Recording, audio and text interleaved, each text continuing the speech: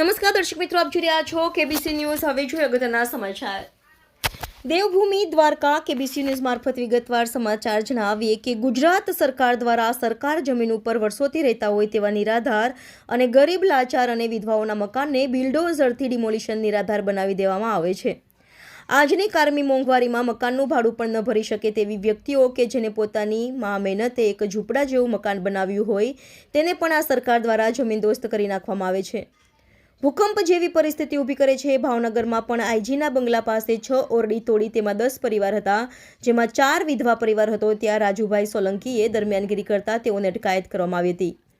ઇમ્તિયાઝ પઠાણ અને રાજુભાઈ સોલંકી જેવા સામાજિક કાર્યકરો સહાયરૂપ બને છે। ભૂકંપમાં તો લોકોની સહાય પણ મળે છે, પણ સરકાર દ્વારા ડિમોલિશન કરી એક જાતનો ભૂકંપના દ્રશ્યો ઊભા કરી અને લોકોને નિરાધાર કરવામાં આવે છે। જોઈએ દેવભૂમિ દ્વારકામાં ભૂકંપ જેવા દ્રશ્યો અને પરિસ્થિતિ। દેવભૂમિ દ્વારકા જિલ્લાના બાલાપર બેટ ઓખા ખાતે થોડા દિવસથી તંત્ર દ્વારા ડિમોલેશનની પ્રક્રિયા હાથ ધરવામાં આવી છે। તેમાં અનેક પરિવારો બેઘર થયા છે। તે સ્થળની આજરોજ ઇમ્તિયાઝ પઠાણ દ્વારા મુલાકાત કરી હતી અને આ પીડિતો કઈ સ્થિતિમાં છે તેમની સાથે મુલાકાત કરી જાણવાનો પ્રયાસ કર્યો હતો। રિપોર્ટર મુસ્તાકભાઈ મેઘાણી, કેબીસી ન્યૂઝ, ભાવનગર। દર્શક મિત્રો, કેબીસી ન્યૂઝને લાઇક, શેર, સબસ્ક્રાઇબ કરો, બેલ આઇકન પ્રેસ કરો જેથી આપને નોટિફિકેશન્સ મળતી રહે।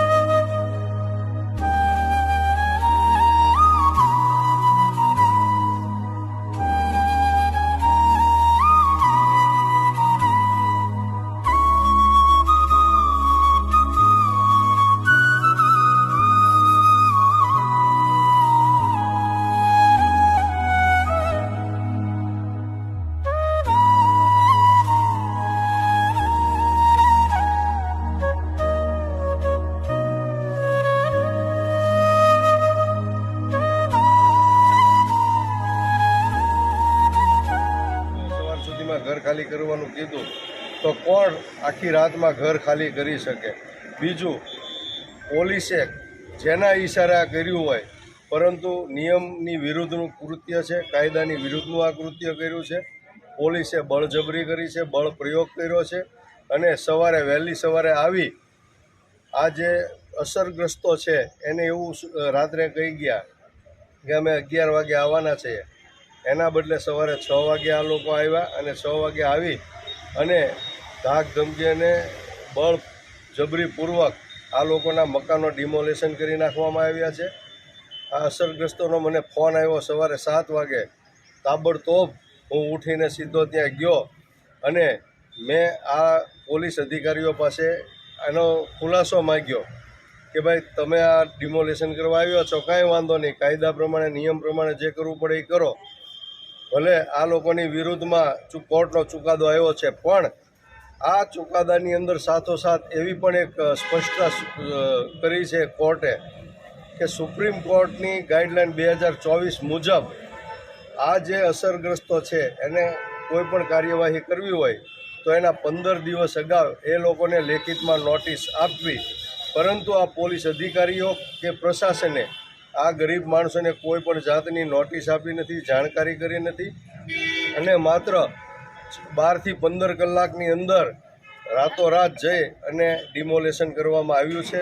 ખરેખર આ એક માનવ અધિકારનો ભંગ છે અને એક કાયદાનો ભંગ છે અને કાયદાની વિરુદ્ધનું કૃત્ય છે। આજે મારે હર્ષ સંઘવી સાહેબને કહેવું છે કે અવારનવાર તે વારંવાર બોલે છે કે કાયદામાં રહેશો તો ફાયદામાં રહેશો, પણ ખરેખર આ જે ઘટના ઘટી છે 10 થી 12 મજૂરી કરતા પરિવારોને જે ઘર વિહોણા કર્યા છે, એના બાળકોને રઝળતા કર્યા છે આવી કડકડતી ઠંડીમાં, તો એની સાથે કાયદાનું ઉલ્લંઘન કરીને હર્ષ સંઘવી સાહેબ જે ગૃહમંત્રી છે ગુજરાત રાજ્યના, એના જ પોલીસ ડિપાર્ટમેન્ટે પોલીસનો બળ પ્રયોગ કરીને એક વર્દીના જોરે આ લોકોને રોડ ઉપર લાવી અને કાયદાનું ઉલ્લંઘન કરીને અમારા પાસે ઓન પેપર જે ચુકાદો કોર્ટે આપેલો છે એની અંદર ઉલ્લેખ છે કે ભાઈ આ લોકોને પોતાની રજૂઆત કરવાનો સમય આપવો, પોતાને કાર્યવાહી કરવાનો સમય આપવો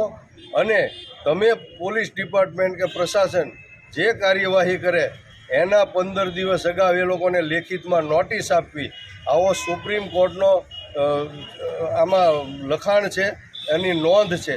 છતાં પણ પોલીસે આનો કોઈ પણ જાતની નોંધ લીધા વગર આ સુપ્રીમ કોર્ટના જે નિયમ છે, કોર્ટે જે હુકમ કરેલો છે એનો અનાદર કરી અને કાયદાનું ઉલ્લંઘન કરી અને બળજબરીપૂર્વક આ લોકોના મકાન તોડી પાડવામાં આવ્યા છે.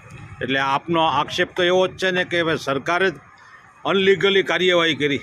100% હમણાં છેલ્લા ઘણા સમયથી અમે જોતા આવ્યા છીએ કે ભાવનગર જિલ્લાની અંદર આવી જે મેટરો હોય, આવા જે બનાવો હોય એની અંદર પોલીસ, કલેક્ટર સાહેબ અને જે તે અધિકારીઓ બધા ભેગા મળી અને કાયદાનું ઉલ્લંઘન કરીને, કાયદાનો ઉલાળ્યો કરીને, કોર્ટ ઓફ કન્ટેમ્પ કરીને ગરીબ માણસોને, જે લોકો મજૂરી કરતા હોય, રોજનું લાવીને રોજ ખાતા હોય, જે લોકો કોર્ટ કચેરી માટે સક્ષમ ન હોય, લડવા માટે સક્ષમ ન હોય, અવાજ ઉઠાવવા માટે સક્ષમ ન હોય, એવા લોકોને કલેક્ટર સાહેબ, એસપી સાહેબ, આઈજી સાહેબ આ લોકો બળજબરીપૂર્વક સત્તાના જોરે દબાવી, ધમકાવી અને ગેરબંધારણીય, ગેરકાનૂની રીતે કોર્ટનો હુકમ હોવા છતાં એનું ઉલ્લંઘન કરી, એનું કન્ટેમ્પ કરી અને કાર્યવાહી કરવી એ બિલકુલ યોગ્ય નથી. આ ખરેખર આ ગરીબ માણસો સાથે અને સામાન્ય લોકો સાથે હળાહળ અન્યાય છે.